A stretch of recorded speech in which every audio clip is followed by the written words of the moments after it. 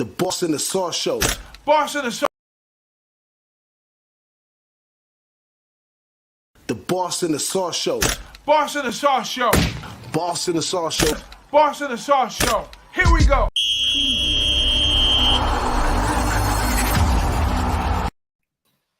Woo! Welcome back. Welcome back. Welcome back. Appreciate everybody from tuning in. I usually give this a big old what up, though, but I'm going to keep my what up, though, kind of humble because, we caught some good ones last week if you was watching. But if you wasn't, now's your chance to tune in. How you feeling today, Big Ragoo? How's it going out there? Not too bad. We got the week 0 is gone. We're on the week number 1, and we're going to have lots of fun, my man. So I'm doing good. I'm doing really good. We had a pretty decent show. Start out, we worked out some bugs, kinks, whatever. And, we will keep transparency on the channel like we always talk about doing. So this year, I guess next week we'll have a graphic up with our running record after we get 2 weeks under our belt. But so far, last week was pretty good. You had a nice little banger too. I had the Northwestern on our show. I had Northwestern and I had a little money line sprinkle, and then I know you had Illinois pretty strong, and that was a blowout winner there. So, and some of the other plays we had, but yeah, everything's good, man. Looking forward to week 1 action. Hey, good times. The good times is already rolling, man. Y'all might as well get y'all spirits and all that stuff. If you confused, tippy-toeing, or any of that, get it on up, man, because it's here. It ain't no more moving around it. It's here. Have some fun, plan some great events, and have a good time at this, man. I'm gonna tweet out the show real quick. Yeah. And we could go ahead and head straight into this week, man. Ain't no reason to mess around, right? Yeah. I mean, we got, like I said, every week we're going to come up here. We're going to do like 6 games roughly, depending upon the card. So we got 6 more for you this week. DJ and I, we look at the board and we decide, hey, these are the games we want to kind of go over. DJ being a specialist in the Mountain West, we're always going to have at least one of them games to talk about. And then, of course, feature some of the key games during the week, and then bounce it around and see what we can put out for you guys. That's what's up. Woo! We got a nice chat right here, man. All family in the house. Don Play in the house says, "Let's go!" And our guy Josh .0, where you been, my guy? I almost thought you disappeared off the planet. Yeah. Where you been, man? Good to see you back in the chat. We sure appreciate you in here with us today. And, of course, our guy OG Wham is in here. Says, hit that like button, y'all, because we getting ready to go off. And our guy Paco Healy is in the house from the beautiful, beautiful city of Oceanside, California. He's out here with us today, man. I appreciate him showing up. Absolutely. Let's go on and let me get this all set up here. We're gonna jump right on into it. I'll try to stay a little bit organized. Here we go. First up right here, we got Cincinnati at Arkansas. This is a pretty big game, y'all. This ain't no joke. This is let me get my notes back straight. This is AAC versus SEC, the big boys. But Lou Fickle over here at Cincinnati, he's no joke, and he teaches discipline, a lot of great aspects of the game. He comes from a group of Brian Kelly foes and all that stuff. He did lose his defensive coordinator, I believe. Offensive coordinator. He did lose his offensive coordinator to go over to Louisiana with Coach Brian Kelly. So they get a new offensive coordinator at Cincinnati. Biggest loss for Cincinnati right now is Big Ritter's gone. Ritter's gone to the NFL. Yep. And many people look at that as it's just a quarterback. But this guy, I believe, was like a 3-year starter. So they got really used to having him around. He was a very efficient guy. They won a lot of games, and he moved on. So they go to replace him. They got a QB battle going on with Ben Bryant from EMU and Evan Prater. He's a Ohio native right there. They used to call him Mr. Football in 2019 over there in Ohio. So he's also could be one of the guys to step up. Now, on the offensive line, it's amazing. They got 5 returners right there. Last year, they went for 173 on the ground rushing. So, they already tuned in. So, any improvements is definitely a plus for the offensive line. So, they're looking good there. At running back, they have lots of talent and depth. LSU transfer Corey Kiner. What was that? They did a trade. Y'all take our offensive coordinator and we get y'all running back. But they get that guy over from LSU at the wide receiver spot. A lot of talent at tight end, a lot of speed, a lot of depth. So, they're booming. They return 7 on offense, looking great on offense. Not so much on defense. Defense got depleted a lot to the NFL. They only returned 4 on defense. The 3-down group expected to be talented and solid. That's why they took the biggest hit of their defensive lineman in that front that left. So these 3 downmen that they replaced them with, they expect them guys to do well. So we'll see how that goes. And this goes back to something I talk about on some of our other shows about coaching. This guy's in his 6th year. These guys, same thing we talked about Kirby Smarts. These guys are got to show the proof is in the pudding right now. They got to show that they're bred from within, not a whole bunch of transfer portals. But if you lose great athletes, it's because you breed great athletes. And here comes some more. So they're looking decent in that area. At linebacker, they have a Ohio transfer to play with his brother over there. So they're going to have a duo over there, Ivan Pace and Deshaun Pace, his brothers. That's pretty tight at linebacker when you can communicate well to cover the middle of the field. And then in the secondary, they lost their top 3, but this new group is led by a couple seniors. And once again, we're looking for that consistent depth of fresh players to come in and perform right there. That's my bid on Cincinnati. I ain't gonna tell you my pick yet, but I'm gonna turn it over to Big Ragoo. Let him give you the rest of the story. Yeah, so you talk about Cincinnati's NFL talent. A lot of guys on the line. Both lines on this team is loaded. I mean, they showed up. Excuse me, they showed up they're the first non-Power 5 team to make it into the college football playoff. Group of 5 team to get there. So, and I think they deserved it. I think they played their asses off last season. They're well coached, like you said. Fickle's a hell of a recruiter. Like you said, he got the kid, the quarterback, the best player in Ohio in 2019. So he knows how to coach. He knows how to prep. He kind of reminds me of your guy. When he was at Notre Dame. He's that same MO, same bloodline. Same style of coaching. Preparation, and they were real deep. So, with those losses going forward for Cincinnati, I don't think they're going to drop off too much. I mean, they do have some, award-winning talent that did depart, but I think they'll be okay in a lot of areas. So, and they are picked to win the AAC this year again. Excuse me. So they'll be ready to go. They'll be ready to go. The question is that the quarterback, the Ben Bryant transfer or the recruit, one of those 2 guys is definitely going to be starting. But I don't know who as of this moment. I haven't heard. But either way, they're going to be facing the Hogs, the Arkansas Razorbacks, and this team is ready to rock and roll. They're a next up team. There's a lot of hype around this team. They started. I think they're starting like ranked in the top teens. 15, 16, 17-ish area. So, they're highly touted team right now in the SEC. They're not Georgia, Alabama, but they're just sitting, right underneath them in the West side, so they're sitting like right beneath Alabama. A&M, you got Alabama, A&M, and then these guys are sitting, lurking in the bushes. And Sam Pittman, I think they're going to have a lot to play for this season. And this is a big game. This game right here is going to set the season for both of these teams going forward, because many of them have aspirations if Cincinnati has a shot to even get back to the playoff, they're going to have to beat Arkansas right out the get. And then Arkansas is talking a big game that, hey, we belong.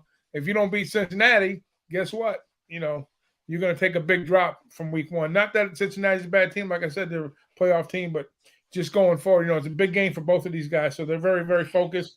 coming in. And, right now we're looking at the number, if I remember correctly, let me see.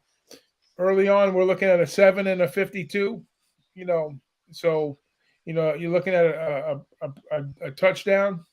And I believe this game is in Cincinnati, correct? This game is on the road for Arkansas. This game is in Arkansas. Oh, it is in Arkansas. Okay, I was going to say Yeah. that's a big number for them to lay on the road. All right, so they will be playing in Arkansas, so that's good for them.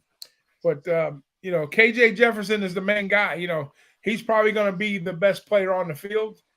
Whether they need all his talents to utilize them to cover the number, that remains to be seen. But I think we're going to see a lower type scoring game here. I really do. I think because Arkansas, they're really good on third down last year. It's a team that kind of plays in the trenches, also kind of like Cincinnati. But they have an explosive player on offense, and they've got some pretty talented receivers to go with that. So I think I don't think Cincinnati is going to step off too far down from last year on the defensive side. I think they'll still be very viable. I mean, we've seen what happened when they stepped up in class against Bama in the playoff game. So it was kind of like it was a big jump there. So I think maybe playing a little lower talented team than, let's say, Bama. Going in from the first one out. I think they took that game and used that for preparation for this team here. And I think Cincinnati will keep it close early. And then Arkansas kind of pulls away late with Jefferson making some big plays. And, I wouldn't want to lay more than 2 scores. But if I can get like under 7 or less, I'd heavily lean towards Arkansas. And I definitely like the under here. Absolutely. I listened to the press conference for a little while on both of them.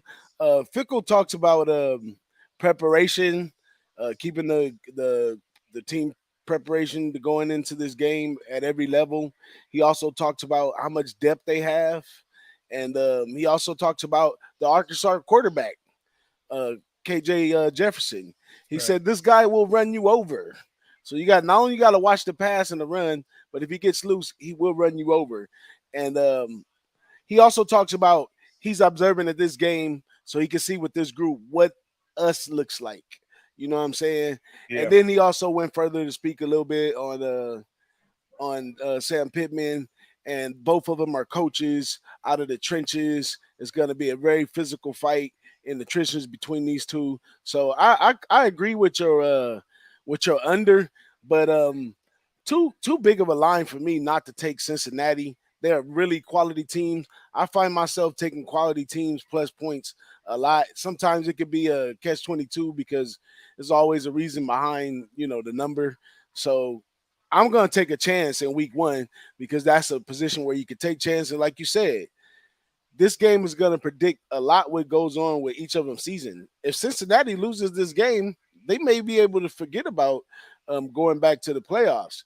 Yet, if they win this game, then they and win out the season, they look way more best to be a team in the playoffs. Yeah. I didn't want to say gooder. They look way better to be a team in the playoffs. Yeah, if they overcome this coming up. Yeah, they take care of business the rest of the way. Definitely, they not looking at the schedule right now, but I mean that's definitely going to set the pace for the rest of the season for them. Whether they can rebound, you always see the bigger teams. See, Cincinnati doesn't have the luxury of being in the SEC, playing in the SEC, obviously, because they're not. But like a team like Georgia, Bama, they always take that early loss, and somehow or another they always make it back in. Cincinnati doesn't have that luxury.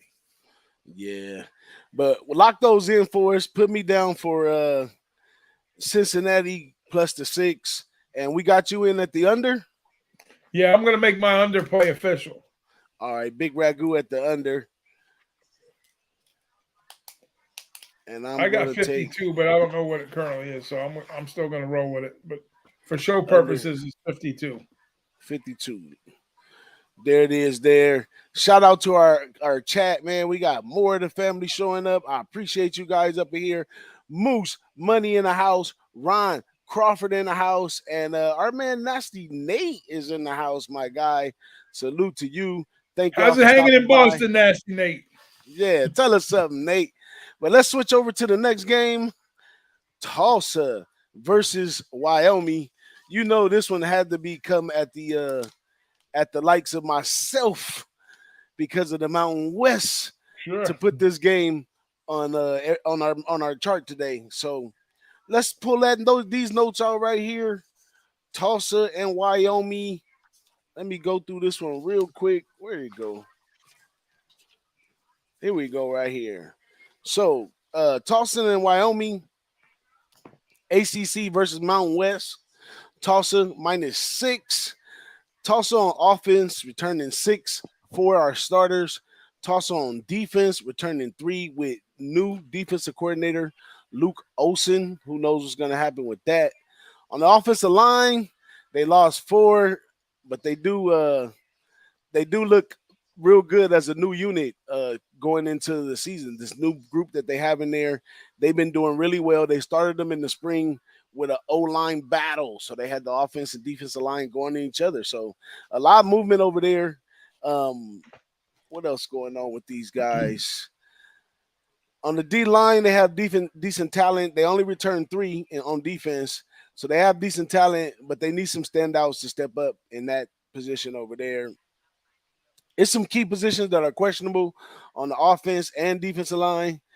The schedule's a little tougher. I don't expect to see what we saw in 2021 to this 2022 team right here that we got. Wyoming, on the other hand, Wyoming played just lousy last week. Peasley played exactly like I told you he would. 5 for 20, 30 yards, 1 interception. But the running back did look good, Sweden over there. If it wasn't for him, they probably wouldn't have had no offense at all.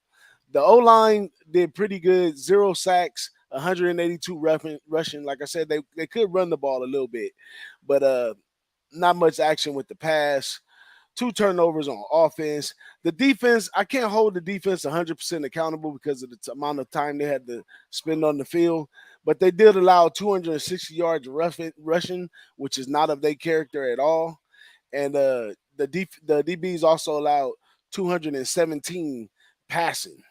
So that's a little still tough. You know, that's what they do, right around like 200, 206. That's what they do with defensive passing. But in this game coming up, overall, I'm going to go ahead and give my shot now, and then I'm going to turn it over to Big Ragoo. I'm fading Wyoming. They look horrible. Craig over there, he kind of got his head down a little bit. Not only did, the offense underperform, the defense has some problems too. He talked about this going into this game, and he got the results that I guess he was expecting. So I do think that they are going to tighten down the offense since they know they can run. I think they're going to use that to their advantage and try to fix those situations, probably try to slow games down again and play Wyoming football. But I think they do get on the board this weekend, maybe a couple times. So I do lean on the over in this one because Wyoming seems to play a little higher on offense sometimes out of conference. I guess it's just people don't expect the physicality of them on offense as well. So I do expect Wyoming to score more points. I lean the over, but I'm going with Tulsa. Give me Tulsa in this one right here. Tulsa's going to put it together on this side. Philip Montgomery, 8th year right here.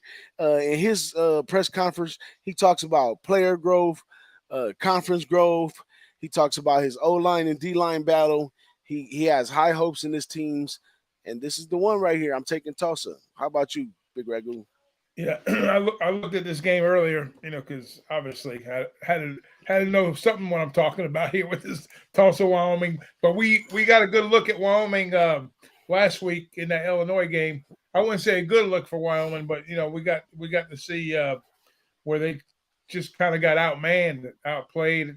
Physical both sides of the ball. I mean, they were not. It wasn't good. 6 points. They got a field goal in each half for the game, and they let Illinois hang 38 up on them. So, like you said, if it's uncharacteristic for Wyoming to give up that many points, in that fashion, they just look, I want to say ill prepared, but at the same time, we talked about all the talent that they had lost, and you're going to see more and more of that type of stuff happen this year, especially with the portal and players jumping around. So it's definitely going to create some.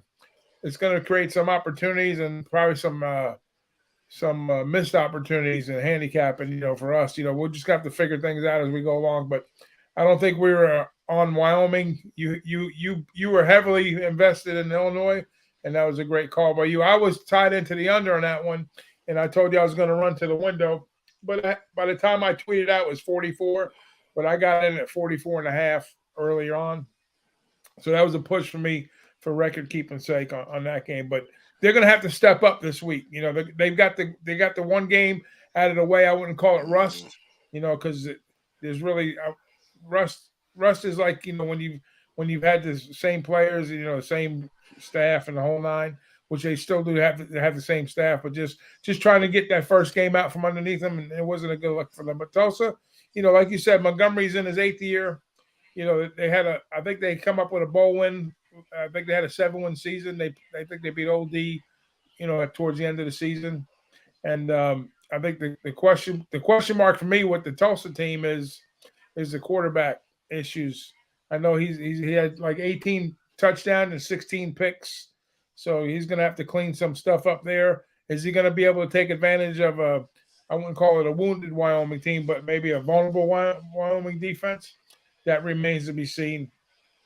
If you're pretty high on them, you know, I know this is your gig, you know, the Mountain West. Mm-hmm. I mean, I might ride along with you, but as of right at this moment, I don't have a really good look on this game. You know, I've got a lot of question marks around Tulsa, you know, on the offensive side.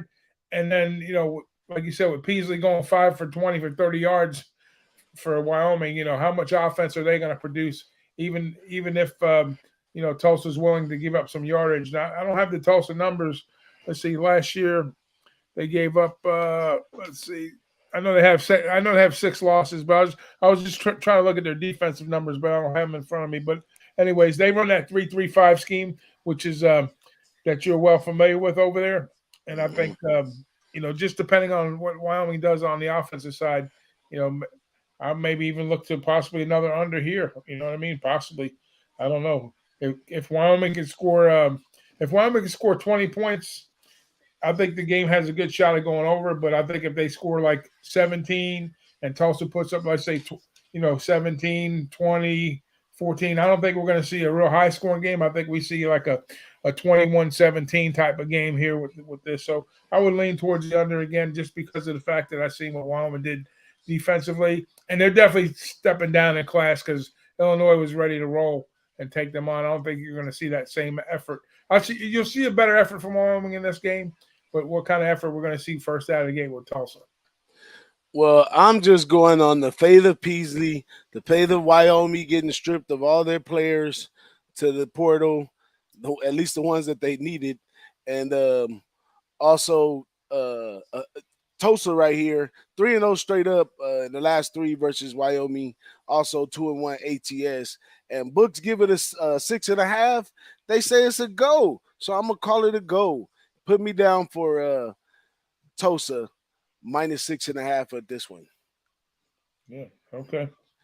But I'll have to ride with you on it. Before we go into the next pick, let me bring our special guest in here. Been doing a lot of work with this guy lately over on the Brothers and Bets channels. My guy, Marley Betts, is in here hanging out with us tonight. So you guys go over to Brothers and Bets on YouTube while you're here right now, so you can get a better take at my man Marley Betts over there and what they do over there, what I do over there, and now we got him over here. And appreciate that, man. Appreciate that. Mama, I made it. Goddamn it. I'm here. What's up, Doc? How you doing, buddy? Man, just happy to talk. We should have had you on for the Arkansas game because I know you're a big SEC guy. I am. I got Arkansas. Shocker. All right. Man, we might have to bounce back. We might have to do that version over because I got Cincinnati. You think those guys are going to go into Cincinnati and play big boy football? Absolutely. Why not? No Ritter. You gonna give me points for it too? I'll take that. Got a lot missing on defense, man. No Sauce. It just, you know, it's tough. Arkansas at night. It's a tough place to play, man. Hey, Arkansas is not. Arkansas did well last year. but they're not pinging on all cylinders as it looks.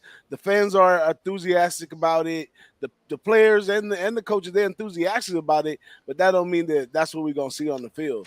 Taking 6 points with Cincinnati, that's a disciplined team, disciplined coaching.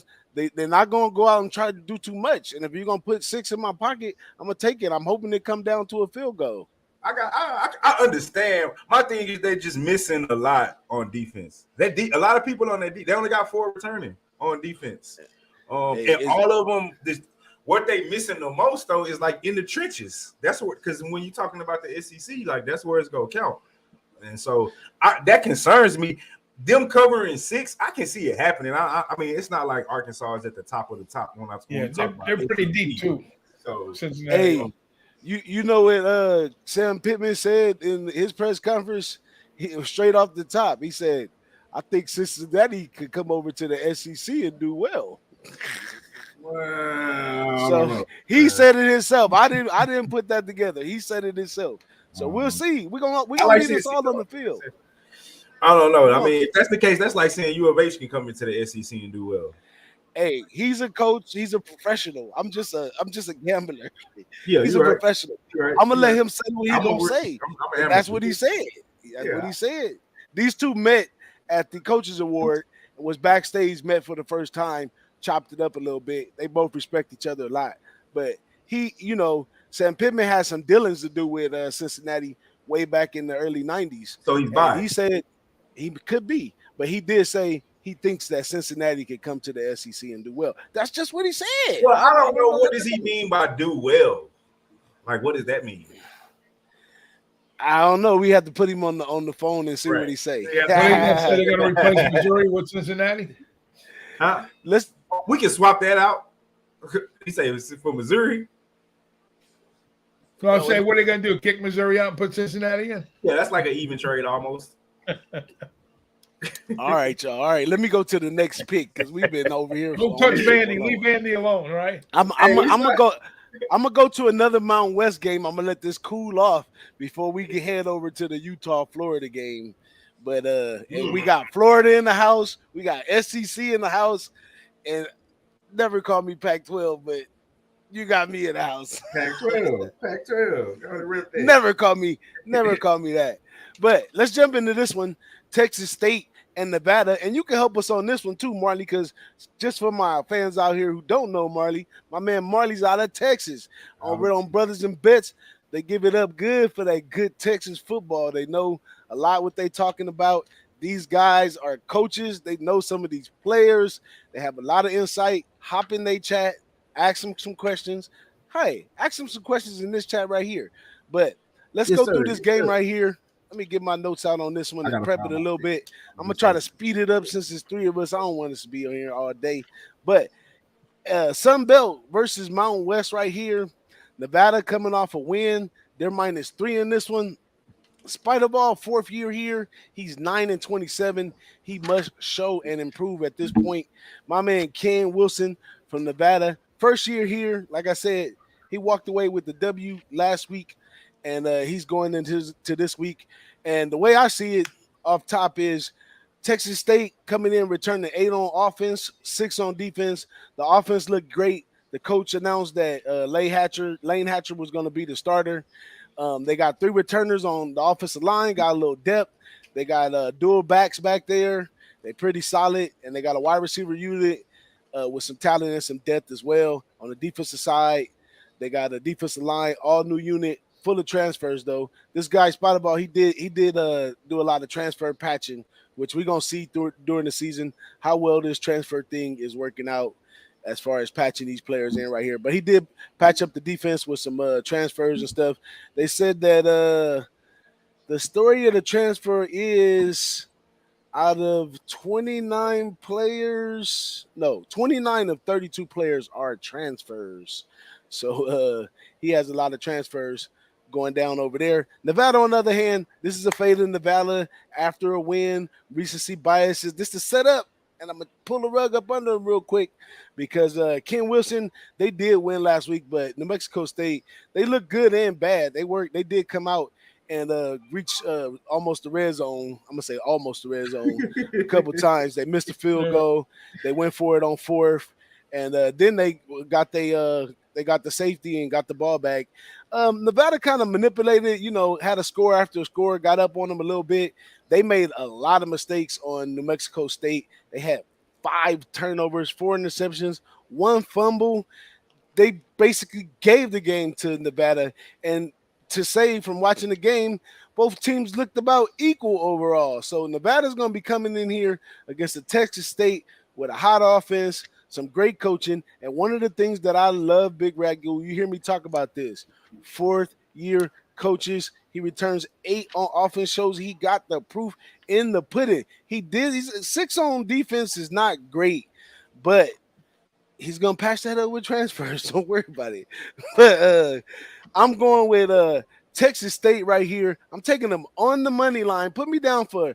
I'm a burn a unit on this one. What's the spread? 3. It's -3 Nevada. It's 3. Wow, so it moved up. All right, gotcha. Yeah, gotcha. Well, that's what I seen this morning on what was it, ESPN or something. Yeah, but wow. Yeah. I'm gonna take Texas State on the money line, and then I'm gonna take Texas State plus the 3 points. I don't think it's gonna come down to 3 points either way. That's why I might as well play on the money line as well. But hey, if I get to put the 3 points in my pocket, give them to me. What y'all gotta say about this one? Go ahead, Marley. You go since you're down in Texas. This game is in Nevada, right? Not in Texas.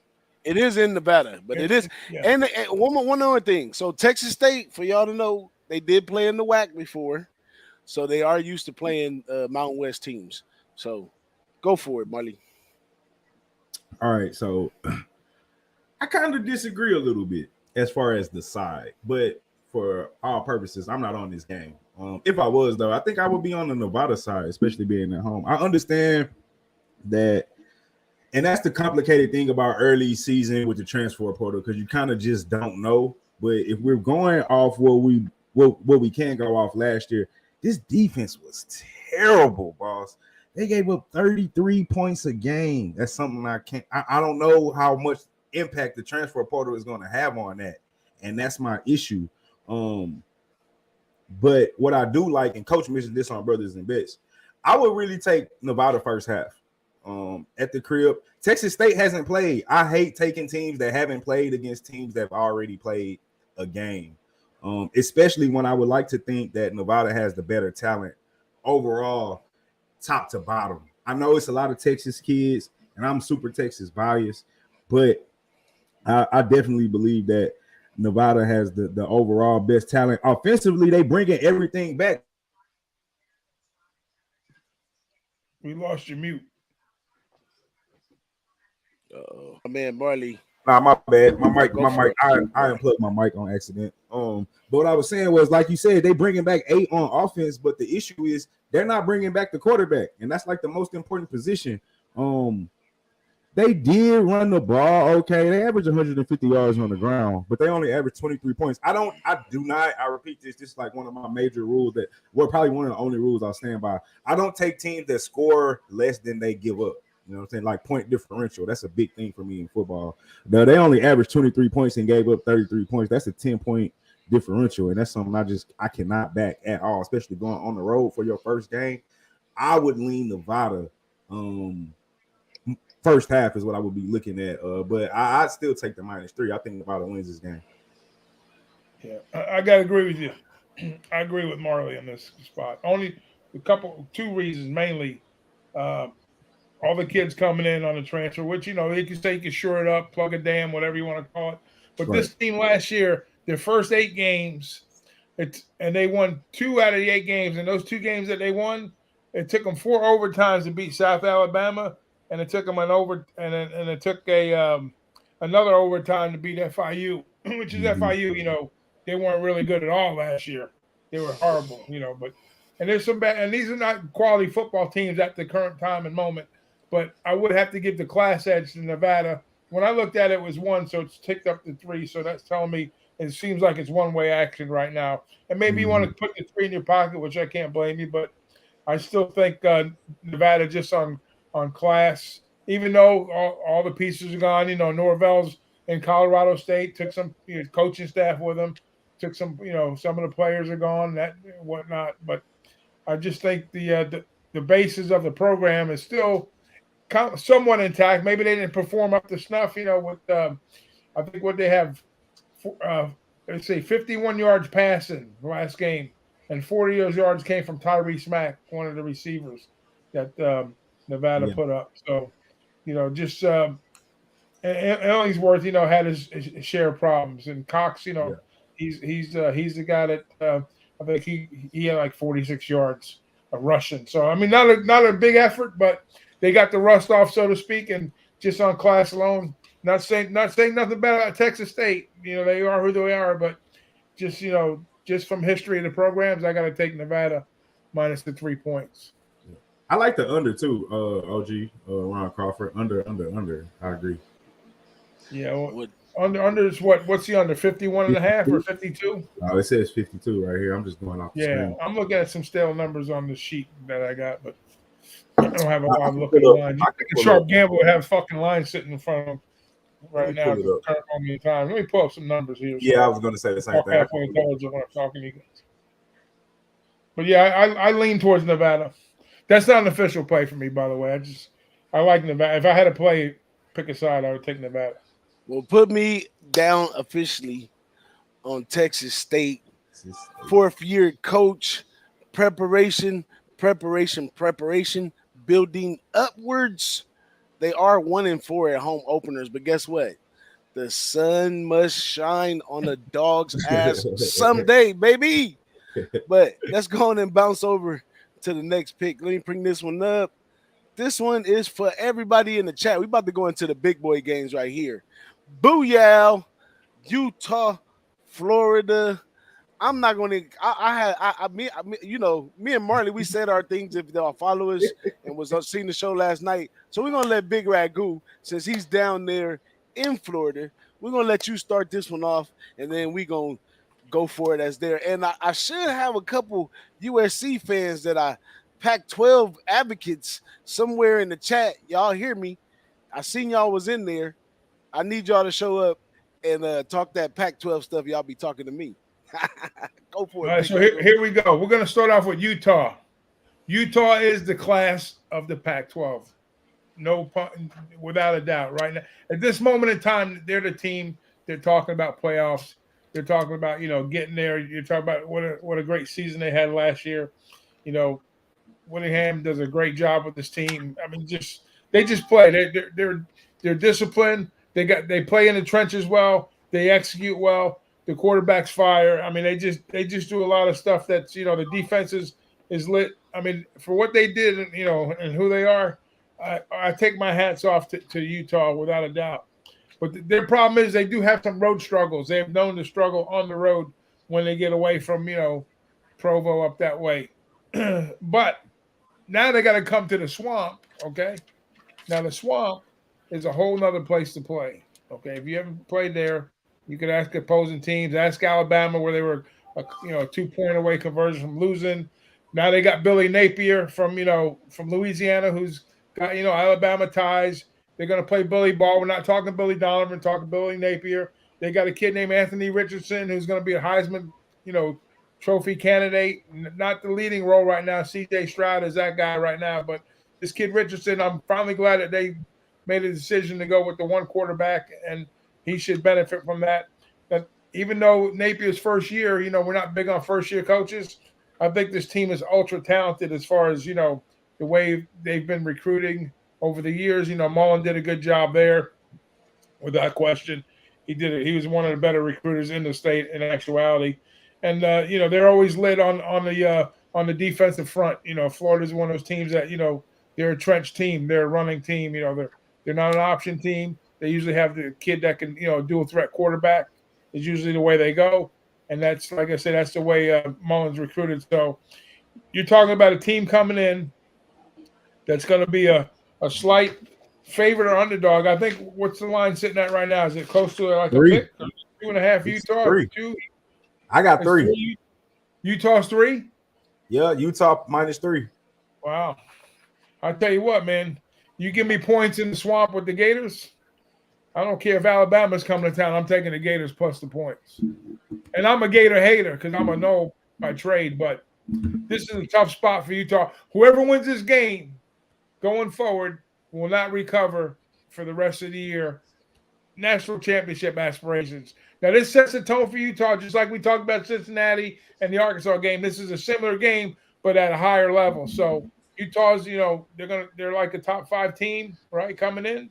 And Florida, I don't think Florida's even ranked at this current moment in time. So we'll see what Utah does, and give me the Gators here, plus the points and sprinkle. Ooh, okay.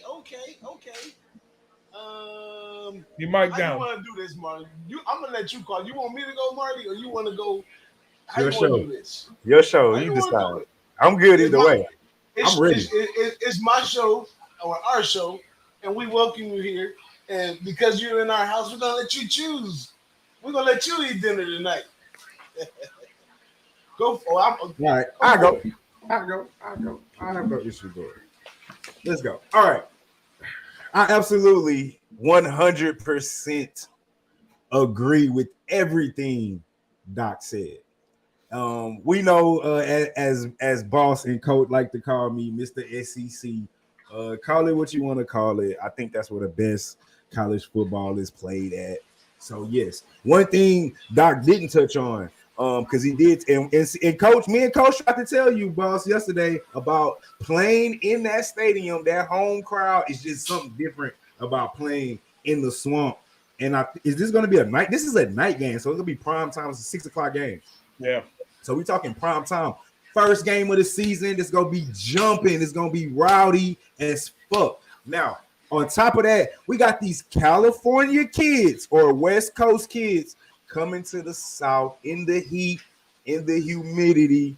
They're not going to be used to that. I don't care how early they come. It's going to take hot time. down here too right now. Mugginess coming from somebody that grew up in Texas, moved to Nevada, stayed in Vegas for 2 years. I understand both heats is different. You know what I'm saying? Like, it's different. One of them is muggy and it's harder to breathe, and you're going to be sweating on top of it. It's just hot. All right, let's get to football. I respect Utah.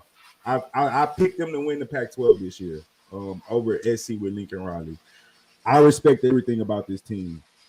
Offensively, they got what I think is definitely a dark horse Heisman in Cameron Rising, depending on what CJ Stroud does, and a couple other guys. But I think he definitely will be in the mix if everything goes according to plan. Now, what worries me about this team, you only got 5 returning on defense from a defense that really was like, compared to where they came from, it was okay in the Pac-12. But you come into the swamp and you're coming to play big boy football, and I don't think Utah can really keep up in the trenches. I said it on my show. I'm on the over because I think Utah will score. I love the hire with Bill Napier. I think that's like one of the best hires in over the offseason in coaching. I'm very high on that team. I don't know. The only thing that's stopping me from taking Florida money line is, and Coach told me their offense isn't that complicated to pick up, is that I don't know how long it's going to take those kids to pick it up like that. He had a whole offseason in the spring, but I think they'll get enough stops where Utah won't be able to get the stop because I think they're just out. They're just too big, too fast in Florida to be able for those kids to keep up. So I think Florida get just enough stops to keep it going. And you're going to give me 3 at the crib in the swamp at night. First game of the season under the lights. Give me Florida. Give me the 3. I like the over as well. Yeah. Hey, one thing, G-Day, before you jump in, Marley, he did bring an offensive lineman and a running back with him. Napier did from Louisiana. So they can help the other guys get up to speed on. And see, and that's crucial. Like, because that's the only thing that's really holding me back is like, it's a new system. You got a quarterback that got to learn brand new terminology. Yeah. You got the receivers that got to pick up everything. But like Coach said, it's a run. Anthony Richardson is the perfect quarterback for the system. RPOs. I mean, he's super athletic. He's big. Like it's almost like a match made in heaven. Go ahead, boss. I see you over there. Yeah, well, I'm just over here. You know, I'm over here. I'm like a boxer. I'm shadow boxing. You know what I'm saying? I'm getting ready for this. You know what I'm saying? Chop, and, man. I'm not even a Pac-12 advocate. I can't stand them. I hate the Pac-12, but I respect Utah. Hey, we got a lot of. I got my Pac-12 guys in the chat right here. Y'all say what's up, and just put Pac-12 or something in the chat. They can't say nothing but Utah.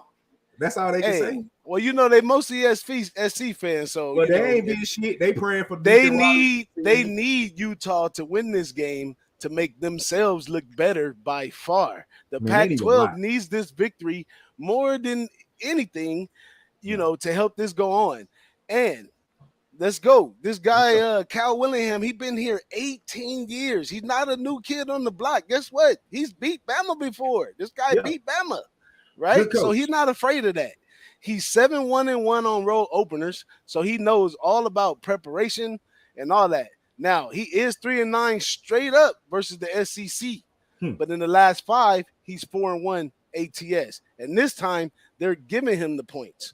So that means, you know, if the books are in any way have any intelligence, then no way they give him 3 points in the game, probably where they should have been to pick him. But they give him 3 points on the road.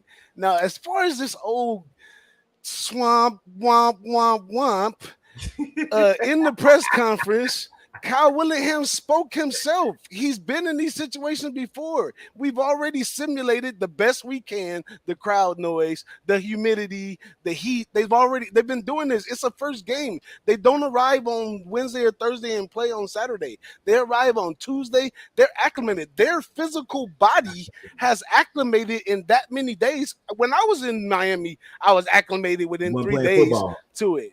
I wasn't playing football, true, but I wasn't an athlete either. I was a smoker, drinker, and all that, and I survived, okay? So these dudes, young athletes, they come here to play. They want to win. A lot of these guys hung around for this. They looking for this. This is what they want. So they're going into a Florida team, and in the press conference, I love Bill Napier. We're not mentioning 2 facts. Everybody's so gung-ho on the SC. You've been so SEC biased. You're not even looking at the fact. You're talking about a back in a team that was 6-7 last year. You're talking about a coach that's coming from the Sun Belt to the big boys in the SEC, and you think they're going to jump out and beat the top team in the Pac-12 that's going to give them a chance to even touch the playoffs? The Pac-12 not good. It's football. Not necessarily Florida is good. Florida was weak last year. They lost to Missouri. Florida was weak last year, but I think that was more a product of coaching. So from last year to now, where did they get so great? With just adding a coach? Yes, because I think last year, I think it was a product of coaching, not talent. I think we can all agree that they're a talented team, just talent. I'm not even saying more talented than Utah. I'm just saying I think we can all agree that they have talent. There was mutiny on the coaching. I'm not gonna disrespect anybody's talent. I'm not gonna disrespect a FCS talent, especially with the transfer portal nowadays when you got players coming from Wyoming and going to Alabama. Okay, so I'm not gonna disrespect none of the talent. The talent is not a question. In first game, starting the season, it comes down to coaching and preparation. This guy is 18 years thick in the game with a chance to get his team on top versus a first-year coach with a lot of talented players. Give me Utah, please, -3. I'm not disagreeing. I mean, I'm disagreeing with you on the game, but like I like Utah. So I mean, them if they hypothetically do go into the swamp and win the game, I wouldn't be surprised. Like I said, my best play is probably on the over, but I do like Florida. I just think it's a different class of football, and I'm personally really high on Napier as a coach and what he did at Louisiana. I respect it. And I think those kids, that quarterback, Anthony Richardson, fits his system so fucking well. And I think you said this on my show. If this was Bill Napier year 3, we probably have a different line. And we both have the same concern. It's just if those kids can pick up that system, I think they win the game. We just I hear rumblings about how detailed Napier is with his program. And he said they can lay out the whole season in like 15 minutes. That's how sharp this guy is. So I'm just going based on what I heard, as far as even like the alumni, the coaching staff, they're all super impressed. Not to say that, he wouldn't be a good coach anyways, but he's like extra detailed in the program. Now, how far along has the team come? That's a whole nother story. That's what we don't know. To that point as well. But they'll be athletic and they'll be ready to play. Hey, to that point as well, the press conference was just put up probably about an hour ago now, and he talks exactly about that. This is quoted for him, and I like this quote to some degree. He says, "Study for the test all the way to the test." He said he's constantly checking, and this is what everybody around him is impressed by him, like Big Ragoo said as well. He's constantly checking in on everything. He's got his eye on everything. But kind of part of me being who I am, that means that at some point you don't trust all these situations, or you got to watch it. So this is a game. If you are SEC biased and you like Napier and you like Florida, this game should really be a pass on week 1 versus a team like Utah, the coaching and the preparation. But if Utah's what we think they are, though, because it's hard for me. It's hard to gauge the good teams in the Pac-12 against other, because I think that's one of the, no disrespect to anybody out here. It's going to sound disrespectful. But I think the Pac-12 is one of the weaker of the Power 5 conferences, top to bottom. Yeah, so everybody on the East Coast say that, but when Pete Carroll was running up and down, that was a different time. Yes, nobody was saying that. So those like USC teams, and it was still only USC. It's not like it was the conference as a whole. Oregon shadowed them. Yeah, let's do the same thing right now. That's all you can tell me right now is USC. Oregon fell off. Utah replaces Oregon, and that's it. Yeah, I don't think that it can go so much to go around. But let's go on into the next game, because we still got some big boy games coming up. Let's get it. This one, I'm gonna just let y'all know for all my haters out there. We jumping straight into Notre Dame versus Ohio State. Ohio State 17.5. Oh my God, over under 59, a whopping 59. I got notes on this, but you know what? I don't even need notes for this. I don't even need it. But I'm gonna let y'all. Well, y'all probably want to hear what I gotta say, huh? Absolutely. This is your boy. So, you always gotta start. 17, like I said, 17.5 is a big number for a team like Notre Dame. It's an even larger number when you talk about a defensive-minded coach. It's even a greater number when you talk about a guy who came behind Brian Kelly, who had, Brian Kelly showed you from our whooping that we got against Alabama the first time to the whooping that we got the second time. There was a big gap in points there, and all that had to do with was ball control, time management, controlling the game. So this guy in his first game going in here, he's got to take some of those attributes and put them in his pocket and use them. But where he could go wrong is the move, and they talk about this if you dig deep into sports betting and sports and all that stuff. The move from coordinator to head coach is a lot more difficult than they make it seem. You would think automatically he controlled the defense last year, moving to coach, he's going to still have great defense, when that's not always the fact, because he has to put somebody in his shoes. And if they're not doing what he was doing while he's trying to do other things and he don't pay attention, then the defense gets spoiled and messed up as well. So he could shoot himself in the foot to that. But I mean, and this goes, but they do this every year, because every year USC is in the top 25 and all this stuff. It's ridiculous that we're number 6, if you ask me, in the top 25 with this coach coming here. Although Brian Kelly, he left some talent. He actually built a little camaraderie for us, as being like, oh, these players that feel betrayed coming together, with the coach they already had. It's a great story, right? It has a great storyline, but I can't necessarily just buy into the story. But I'm going to definitely take the points. But I would put a half unit on the side. But that total 59, I don't know how they get it, because the Notre Dame offense, if we could use our greatest assets on offense, it would be our offensive line and our running backs, not our quarterbacks and not our receivers at this time. So even if we were to come out in this game and do great, we would do it on the ground. If we go behind or something like that, that's going to lead to having to pass, which could build the score up. But I know he's gonna try to control the game, especially in the first half. I'm really kind of interested in what numbers we're gonna get in the first half, but I don't do well at first half, so I'm gonna take my time with the first half one. But for the full game, I'm a full unit on the under, half unit on the side. Give me the point 17.5. Where you at, Big Ragoo? Okay, let's take a let's talk about your replacement for Notre Dame. The guy that's filling Freeman's shoes, a guy named Al Golden. You know who he is? Yeah, Al Goldman. Yeah, I seen that guy. He coached at Miami. He was the head coach at Miami for 3 years stretch. He's got NFL experience. He's deep. The guy knows what he's doing. I think he's a great fit for Freeman in North Bend. So I like Golden. I think that's a great pickup for as far as a coach goes.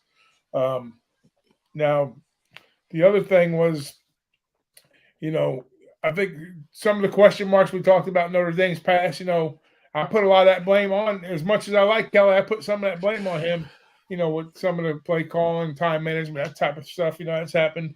I think, I think these guys, I'm not going to say they'll be more focused than what Kelly was with them, but I think, they're not going to be as comfortable in their own shoes, but going out, there'll be some more nerves and stuff that they're going to try to, clean up some things and then, bring some other things to the table, which I think they will. But, Notre Dame's going to have to be at their best, absolute best to kind of, because this is like a national championship type game here, because you get Ohio State, who's probably like the closest thing to an SEC team per se. Like, we use one of Marley's analogies, I have to agree too, because I hear a lot of shit being down here about being in the ACC. When we had Clemson, Miami, Florida State in our glory days, we can compete with anybody. So, Notre Dame they're at that level. They put the talent out there every year, and so does Ohio State. So this is a classic matchup outside, probably the best game of the weekend in my book. It's a huge number, I think, but I think I think that Ohio State has a lot of talent. They're deep. C.J. Stroud is the leading Heisman candidate. They got some. What's the kid's name? The receiver, man. I always have a hard time pronouncing his name. I gotta pull my notes back for that. McJigba, yeah, he's awesome. You're gonna see a lot of that, all season long. You're gonna be hearing that tandem, for big hookups. But the thing, the knock on Ohio State last year was, and I think it's more optics because I don't think they were as bad as people say, was their defense. And they go out and they get Jim Knowles from Oklahoma State. Oklahoma State had the #1 defense in the Big 12, so they figure they kind of shore that up. So it's going to be a game for Notre Dame to go out there and take it to Ohio State in more ways than one, and they're going to have to do it. They're going to have to do it on the ground first. They're going to have to establish a run, obviously, and they're going to, and their defense is going to have to figure out a way to slow down this high potent Ohio State offense. So it's a lot of friggin' points, man. I would almost kind of lean towards getting involved with Notre Dame early. I don't think it's going to be a thing that I think if it gets away from Notre Dame, it's going to have to be late. I don't think it's going to be early. You're probably going to get some value in that first half number with Notre Dame early. If I get like 10 points or better, sign me up for Notre Dame first half plus the 10. That's right. Let me bring my man Marley back in here. Where'd he go? Yeah, man. We heard it from Chargers. Oh, that's all good, man. This it ain't easy. It's difficult at times. We all have our technical difficulties.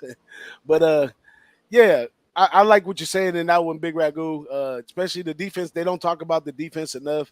They're not talking about the losses that they took last year. They're not talking about a lot of things. This game is a big name game. That's what people are attracted to this game by. But it's not so big for Notre Dame. Neither Ohio State. We played these teams before in the Big Ten. I think if it was a fit conference for Notre Dame, it'd probably be the Big Ten opposed to the ACC. But I think that talented wise and all that, I think they on the same level.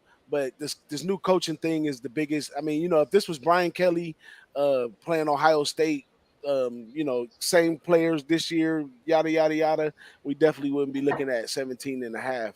Yeah, because we'll be looking at something more around under 7 or something like that. But what's your take on this one, Marley? I think I just Oh man. Oh. There you go. But I think that might have been me. Dang, bro. Shit. I don't hate Notre Dame that much. It was the computer did it. The computer, it wasn't me, I promise. He heard the first word you said, he said click. Yes.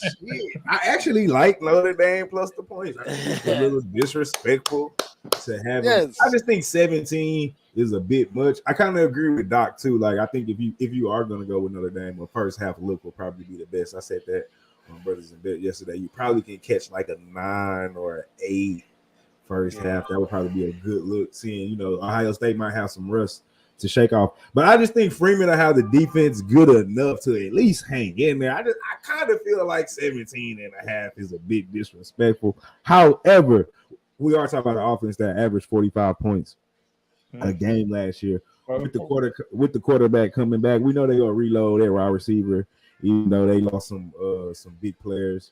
But I expect this offense to keep rolling. And like Doc said, the major thing was really the defense last year. You bring in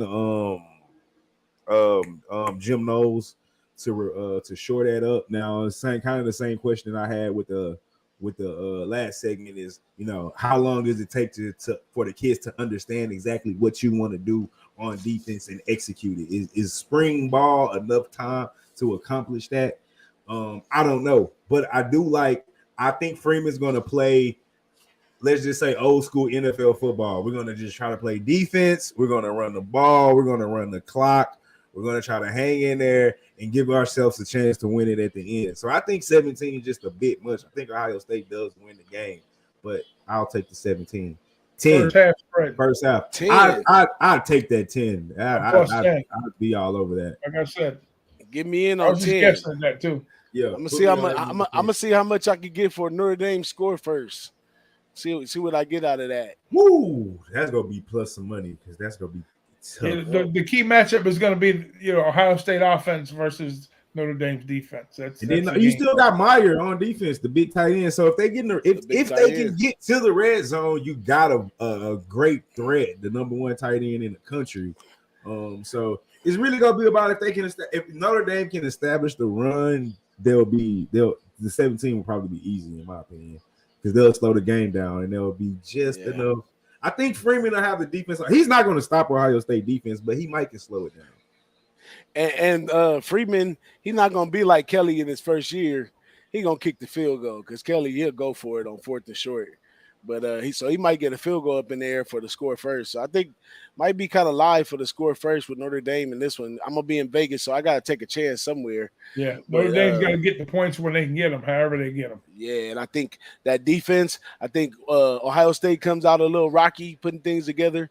The defense plays a good stop, gives the offense a chance to make a big play and get in field goal range. That's all I'm looking for. That's it. The rest is history. But let's keep it going to the last game. We actually ended up on good time. I appreciate Marley coming to the show, but you bring the worst out of me, Marley. Anytime, dog. Anytime I get that invite, I'm here. I love it though, man. I sometimes you need a spark in your behind to stand up, but it's great. Yeah. It makes for good. It makes for good entertainment. And we got some great people in the chat right here. A lot of our good old low baggers and long timers came to visit us. Julian Cisnero, my man Raven in the Desert from Vegas is in here with us. Wow. Top Set stopped by. Dabby Cabs in the house. My man Paco Healy, Ron Crawford, Virgirl. The list goes on, man. We got a lot of viewers. We got a lot of looky-loos too. Looky-loos, it's okay. Come Go on ahead, in. Subscribe. Get in the chat. If you don't have a YouTube, make one. Put a picture of a friend. Don't even put a picture of yourself on there. Put a picture of a friend. And come on here and hop in the chat. Ask us question in the replay. If you're watching the replay, ask us question. We answer our comments and stick with us. This only week 1. But we're going to jump into this game. This is going to be the Sunday game right here. We got Florida State, one of Big Ragoo's teams, and the SEC. I ain't going to even say LSU. SEC. My man Marty Bestside. We got Florida State. I love it. Versus LSU, man. Brian Kelly over here at LSU. We got Mike Norvell in his third year. I like Mike Norvell better than Jay Norvell. I think Jay Norvell is kind of a slickster. I don't know, but we got Mike Norvell coming over here. He had a decent season last year where he popped out and did a couple things they thought he couldn't do. But this year, he might have had these things together in his third year. So third year versus first year. Brian Kelly in this position right here.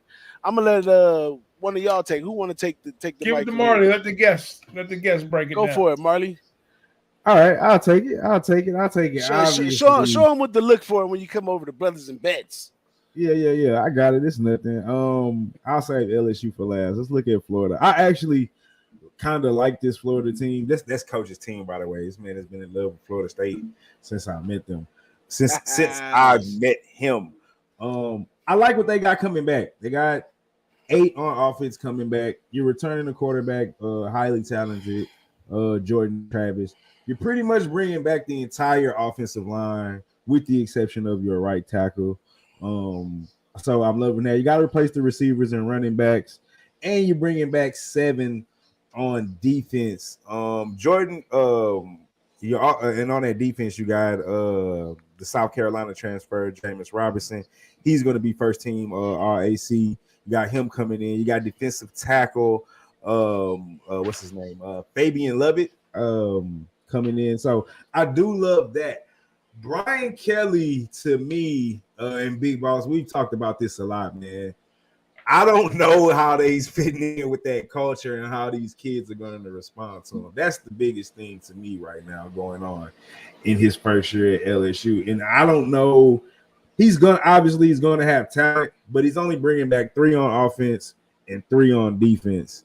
And I kind of like Florida State plus 3 points here, if you ask me.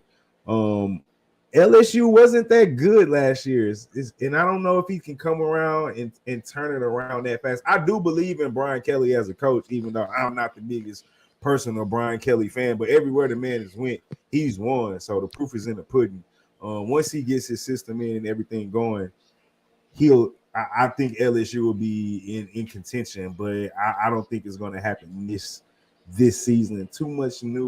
Too much shit he got to turn around. It was fucking drama filled with LSU. They had a lot of shit going on, including with Coach O. He was like fucking girls and young wife and getting on the scene. Like, it was just too much shit going on. I don't think Brian Kelly had enough time to turn it around. I don't like that they only have 6 returning players coming back on offense. I like Florida State plus the 3 points. I just don't know. I really don't know because it's the new year with LSU, and I just like everything that Florida. Even though Florida State wasn't good themselves last year, 5-7 or 4-4 in the ACC, and we know how I feel about these conferences. But I do like Jordan Travis as a quarterback, so I do like what they have 8 returning on offense, and I do love they got the whole entire offensive line coming back with 7 returning on defense. So I like Florida State plus the 3 points here. All right, I'm gonna go second and leave it to our Florida. My bad. I was trying to go so long if I was talking too long. No, it's all good. So me on the other hand, I kind of, because I got a good hand for Kelly, so I kind of got a chance to break Kelly down and where he's at with this LSU. I was surprised because, like I said, I believe he don't got the toughness in him to do the things that they do in the SEC to get the type of players and what they do over there. He said in an article that it was always been his thing to get to a place where he can have the resources, basically the money, to do things in such fashion. So I kind of like, I'm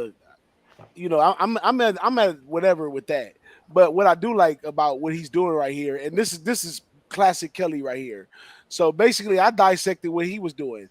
What he's doing is he's taking the best senior player at a unit and then adding them with a couple transfers. So basically, in the linebackers, you got the best senior, returner, and a bunch of transfers. Same thing in the DB. Best senior, and the transfers. And he's done that up and down the only place that he has, which has always been his Achilles heel, I say, is the quarterback position.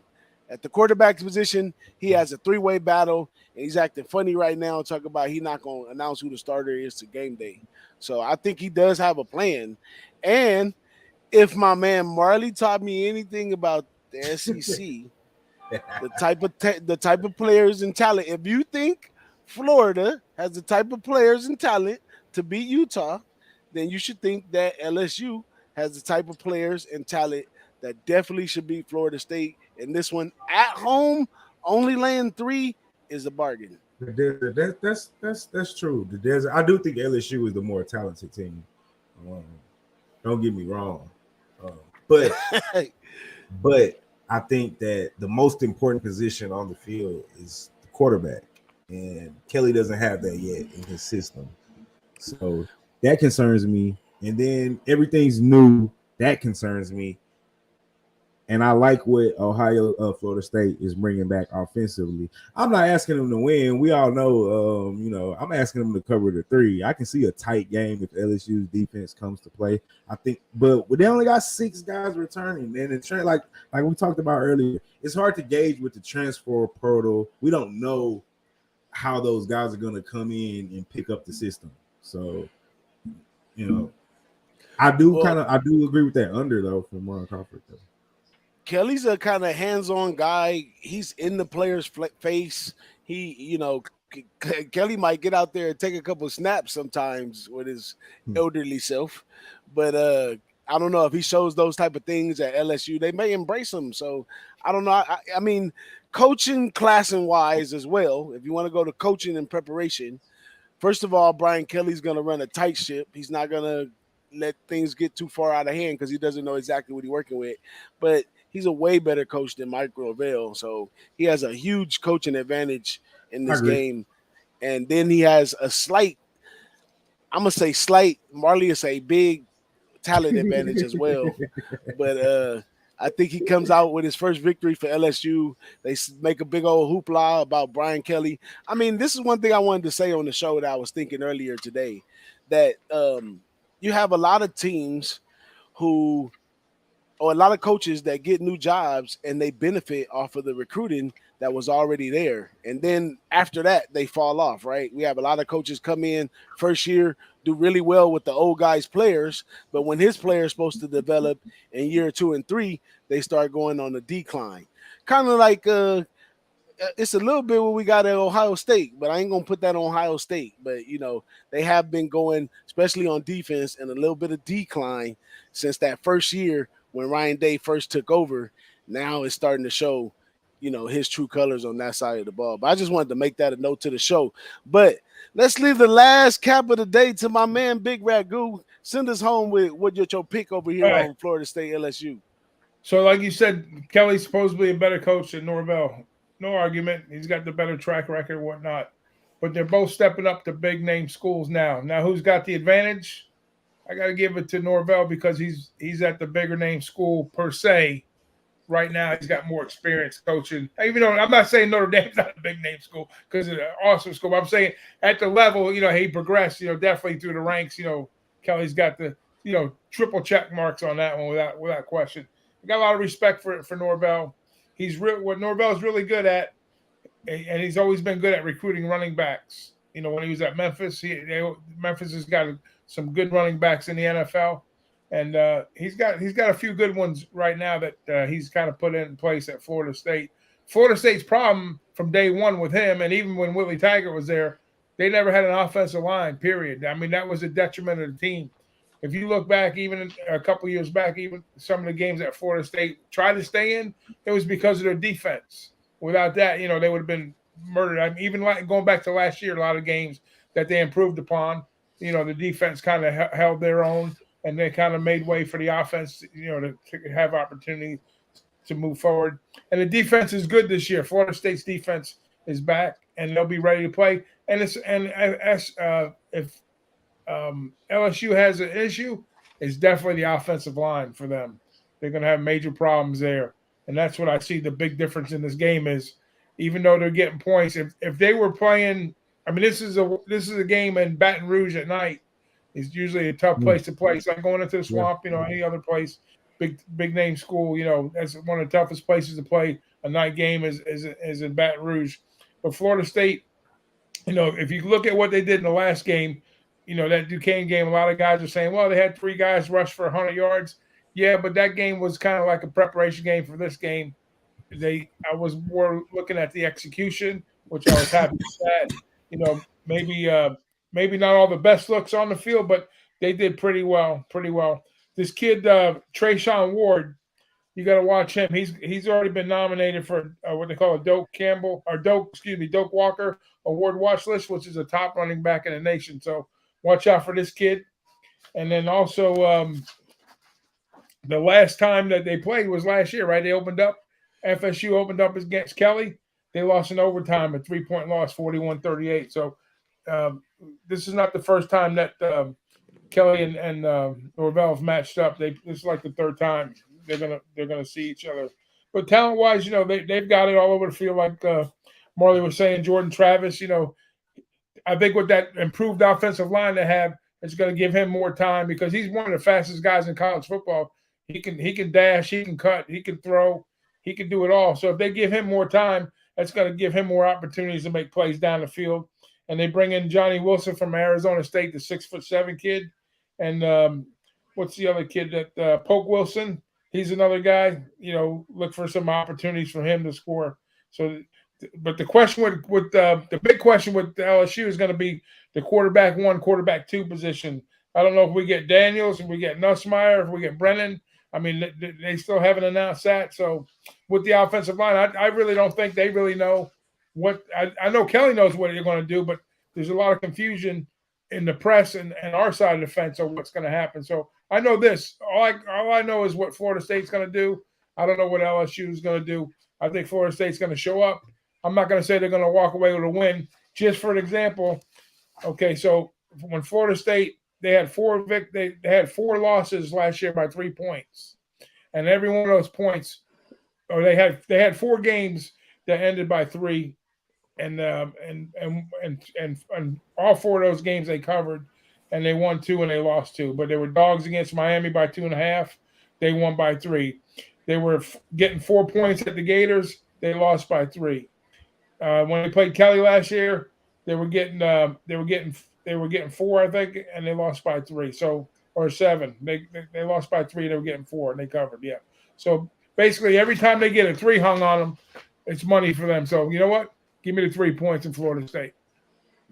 There you go, right there. That's basically all we have so far for the week.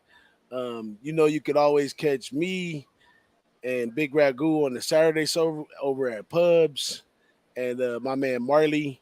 You could always catch him on Brothers and Bets. Make sure you let me get that out of there.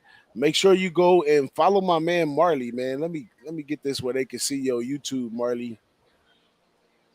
Here we go.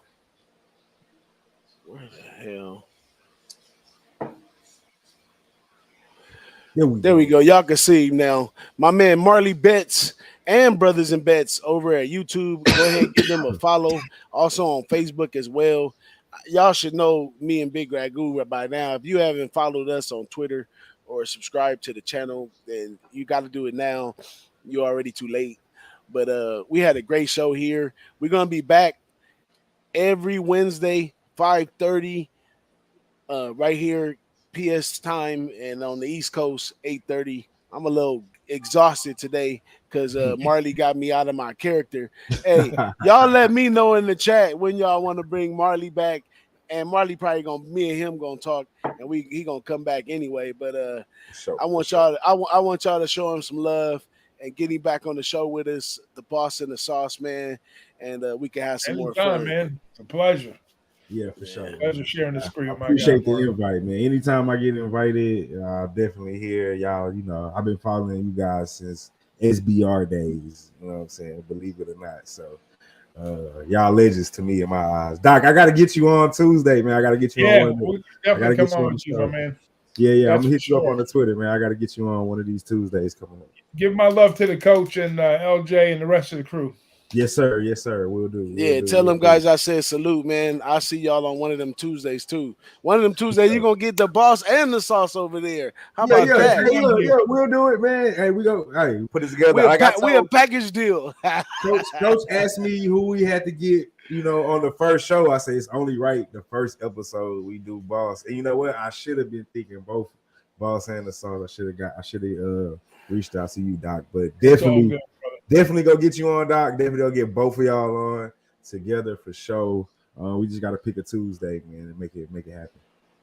Man, shout out to the whole chat for showing up. My man Connor Max, he's gonna be with us on Saturday. You can check us out with him.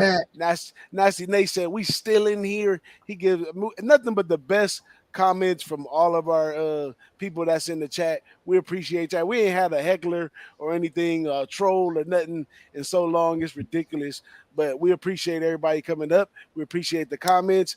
We gotta get up out of here. Let me bring up the outro. We out. The Boss and the Sauce Show. Boss and the Sauce Show. Boss and the Sauce Show. Boss and the Sauce Show. Here we go.